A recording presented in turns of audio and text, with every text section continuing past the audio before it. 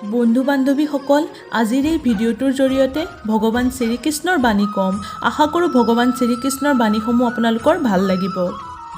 যদি কোনো ঘটনাত মানুহ ভয়প্ৰাপ্ত হয় তেনেহ'লে পৰাজয় হয়, আৰু যিজনে চব হেৰায়ো শান্ত থাকে তেওঁ হ'ল বিজয়ী।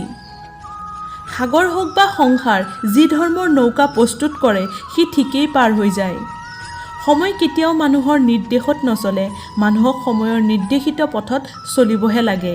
ধৰ্মৰ উপদেশ দিব পাৰি, কিন্তু নিৰ্দেশ দিব নোৱাৰি। সকলোকে নিজৰ ধৰ্মক নিজেই নিশ্চিত কৰিব লাগে।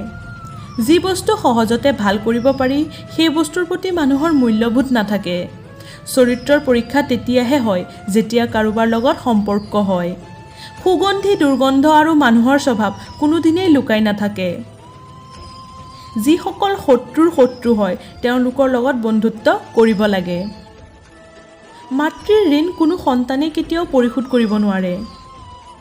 কেৱল মাত্ৰ মনেই মানুহৰ মিত্ৰ বা শত্ৰু হয়। মিথ্যাবাদী ব্যক্তি সাপতকৈ ভয়ংকৰ হয়। ব্যৱহাৰ আৰু চৰিত্ৰই বংশৰ পৰিচয় দিয়ে। সন্মানিত ব্যক্তিৰ ওচৰত অপমান মৃত্যুতকৈ বেছি হয়। যিকোনো ব্যক্তিয়ে যি বিচাৰে সেয়াই হ'ব পাৰে, যদি সেই বিষয়ৰ ওপৰত বিশ্বাস ৰাখি চিন্তা কৰে। আজি যি তোমাৰ আছে সেয়া আগত কাৰোবাৰ আছিল আৰু ভৱিষ্যতে বেলেগ কাৰোবাৰ হৈ যাব। এয়াই সংসাৰৰ নিয়ম। জোন আৰু সূৰ্য যেনে তুলনা নহয়, ঠিক তেনেকৈ তোমাৰ জীৱনটো বেলেগৰ লগত তুলনা নকৰিবা। যাৰ যেতিয়া সময় আহিব তেওঁ তেতিয়াই উজ্বলিব।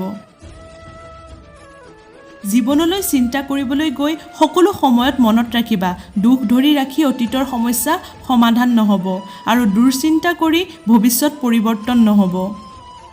কাৰোবাক ঠগি দুদিন বহুত ফূৰ্তি কৰিব, কিন্তু মনত ৰাখিবা ঈশ্বৰে যিদিনা ঠগিব গোটেই জীৱন দুখৰ সংগ দিব লাগিব। পুৰুষে নিজকে যিমানেই মহান নাভাবক কিয় তাৰ জন্ম নাৰীৰ গৰ্ভতেই হৈছে। কোনো নাৰী নিজকে যিমানেই আধুনিকতা গঢ়ি নুতুলক কিয় তাৰ পূৰ্ণতা দান কোনো পুৰুষেই কৰিছে। লোভী মানুহে কোনোদিনেই দুখৰ ভাগ নলয়। তেওঁলোকে সকলো সময়ত সুখৰ ভাগ লোৱাৰ বাবে বহি থাকে। পলম কৰি হ'ব, কিন্তু হ'ব। তুমি যি চোৱা সেয়াই হ'ব। মনত ৰাখিবা তোমাৰ সময় বেয়া, তোমাৰ জীৱন নহয়। অপেক্ষা কৰা, সকলো হ'ব। সফল হোৱা তেওঁলোকৰ বাবে যিসকলে তোমাক অসফল দেখুৱাব বিচাৰিছিল।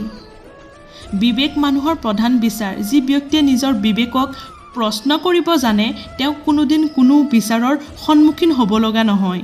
ধন্যবাদ।